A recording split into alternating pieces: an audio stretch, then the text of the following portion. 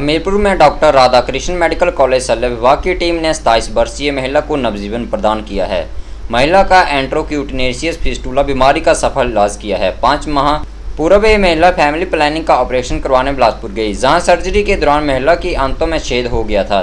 3-4 दिनों बाद महिला को पेट में लगातार दर्द होने लगी। तबीयत में ज़्यादा खराबी होने के कारण महिला doctor Radhakrishna medical college Hamirpur में अस्पताल में पहुंची, जहां आपातकाल वार्ड में ड्यूटी पर तैनात डॉक्टर जगविंदर और डॉक्टर स्वानी ने महिला का उपचार किया, जिस दौरान महिला अस्पताल में आई वह अचेतन अवस्था में थी। महिला की आंतड़ियां फटने के कारण पूरे शरीर में ही जहर फैल गया था, जिस कारण महिला पूरी तरह अचेत थी। चिकित्सकों ने डॉक्टर लक्ष्मी के नेतृत्व में इस महिला का ऑपरेशन किया और आंतों को बाहर निकाला। महिला के पेट से मलमार्ग बनाया गया। इस महिला को आईसीयू की केयर की जरूरत थी, जिस कारण महिला को पीजीआई चंडीगढ़ भेजा गया, जहां महिला को होश तो आ गया और महिला को वापस डॉक्टर राधाकृष्ण मेडिकल कॉलेज में भेज दिया गया। परिवार ने महिला को दोबारा शल्य विभाग की विभागीय एचओडी डॉक्टर लक्ष्मी को दिखा। नमस्कार, मैं doctor Lakshmi Agnihotri, professor and head of the department of surgery, general surgery, doctor Radhakrishna government medical college से हूँ। मैं यहाँ प्रोफेसर और हेड हूँ और हमारे पास जैसे कि आप जानते हैं कि एक पेशेंट आई थी, काफ़ी मतलब चर्चा में रही है। नीलम पेशेंट है, वो उसने अपना फैमिली प्लानिंग का ऑपरेशन 17 जनवरी 2023 को करवाया था। उसके बाद वो 5-6 दिन तक पेशेंट ठीक रही, फिर सडनली उसके पेट में अचानक से ही दर्द शुरू हुई। उस दर्द होने की वजह से पेशेंट 2-3 दिन इधर उधर भटकती रही। किसी ने उसे कहा कि चलो ठीक है, आप मेडिकल कॉलेज में चले जाए हमीरपुर में।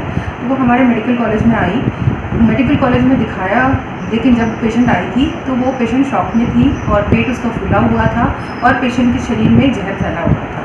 मेरी जो टीम है, जो रेजिडेंट टीम है, जो ऑन कॉल ड्यूटी पे होती है, डॉक्टर जगविंदर और डॉक्टर शिवानी, दो जो सीनियर रेजिडेंट और जूनियर रेजिडेंट हैं, उन्होंने उसको देखा, उन्होंने डायग्नोसिस किया और रात में ही उन्होंने पेशेंट को इमरजेंसी सर्जरी के लिए दिया, क्योंकि पेशेंट काफ़ी सीरियस थी। इमरजेंसी सर्जरी में उन्होंने ये देखा कि पेशेंट की अतड़ियाँ जो है वो फटी हुई थी, क्योंकि हो सकता है कि उसका ट्यूबल लाइगेशन की वजह से जो उसका फैमिली प्लानिंग का ऑपरेशन होता है, जो लेप्रोस्कोपिक होता है, उसमें जो कोड डालते हैं, उसकी वजह से उसको इंजरी हो चुकी थी।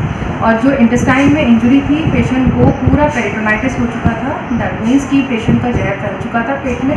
तो उस समय हम जो अतड़ियाँ फटी थी उसको जोड़ नहीं सकते थे, इसलिए उस अतड़ियों को हमें बाहर निकाला। उसको बाहर निकाला, लेकिन पेशेंट बहुत ज़्यादा टॉक्सिक कंडीशन में थी, सेप्सिस में थी, और उसको आईसीयू की केयर की ज़रूरत थी। इसलिए हमने पेशेंट को पीजीआई रेफर किया ताकि वहाँ उसका केयर हो सके आईसीयू का। लेकिन वहाँ से आने के बाद वहाँ उसका केयर तो हो गया, लेकिन पेशेंट को जो मेन वुंड था, जिसने हमने एब्डोमेन कैविटी को खोला था, उसमें से फीकल मैटर आना शुरू हुआ। इसे कहते हैं इंट्रोक्यूटेनस फिस्टुला। यह काफ़ी डेंजरस होता है और मैनेजमेंट के लिए इसमें काफ़ी मेहनत करनी पड़ती है, डॉक्टर को भी और अपने पेशेंट को भी खुद से। तो इसमें काफ़ी पेशेंट को हमने काफ़ी अच्छी तरह से मैनेज किया। पेशेंट को केयर कार्ड के थ्रू हमने एडमिट करवाया और पेशेंट को हमने टीपीएन शुरू किया, हायर एंटीबायोटिक शुरू की और कंजर्वेटिव मैनेज किया। तो 15 से 20 दिन के पश्चात वो जो इंट्रोक्यूटेनस फिस्टुला है वो अपने आप ही क्लोज हो गया और पेशेंट को टीपीएन दिया, बिल्डअप किया पेशेंट को, और पेशेंट की जो भी मल जो था, जो आता था, जो उसका रास्ता हमने जो पेट के रास्ते से बाहर बनाया था, उसको हम रीफीड करते थे। जो डिस्टल लूप था, उसमें डिस्टल लूप का मतलब होता है जो तो 15 से 20 दिन के पश्चात वो जो इंट्रोक्यूटेनस फिस्टुला है वो अपने आप ही क्लोज हो गया और पेशेंट को टीपीएन दिया, बिल्डअप किया पेशेंट को, और पेशेंट की जो भी मल जो था, जो आता था, जो उसका रास्ता हमने जो पेट के रास्ते से बाहर बनाया था, उसको हम रीफीड करते थे। जो डिस्टल लूप था, उसमें डिस्टल लूप का मतलब होता है जो आधी अतड़ियाँ बची हुई है, उसमें हम फीड करते थे। आप ये समझ सकते हैं कि किसी का मल निकाल के फिर उसको छान के फिर से अंदर पेट में डालना, ये कितना बड़ा काम होता है, ये कितनी बड़ी सेवा होती है। इस दौरान इस पेशेंट को काफ़ी कॉम्प्लिकेशंस भी हुई, लेकिन हमने उसको बड़ी अच्छी तरह से मैनेज किया और पेशेंट को हमने बिल्डअप करने के लिए हमने आफ्टर 1 मंथ पेशेंट को डिस्चार्ज किया। लेकिन पेशेंट को हमने उसको 1 महीने के बाद में बुलाया ताकि हम उसका जो रास्ता है, जो मल वाला रास्ता हमने बाहर बनाया था, उसको हम फिर से जोड़ सकें। लेकिन पेशेंट फिर से डिहाइड्रेशन में चली गई और सेप्सिस में चली गई।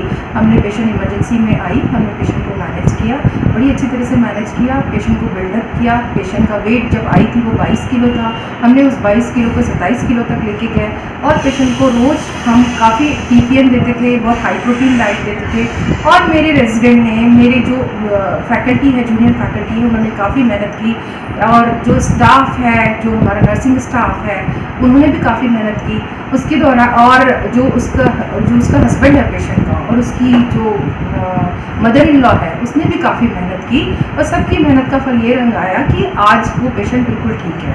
आज हमने उसकी हड्डियाँ जोड़ दी है और पेशेंट अपने आप खाना पीना खा रहा है और नॉर्मल रास्ते से अपना स्टूल पास कर रहा है और पेशेंट हमारी सेवा से बहुत प्रसन्न है, खुश है और पेशेंट को हमने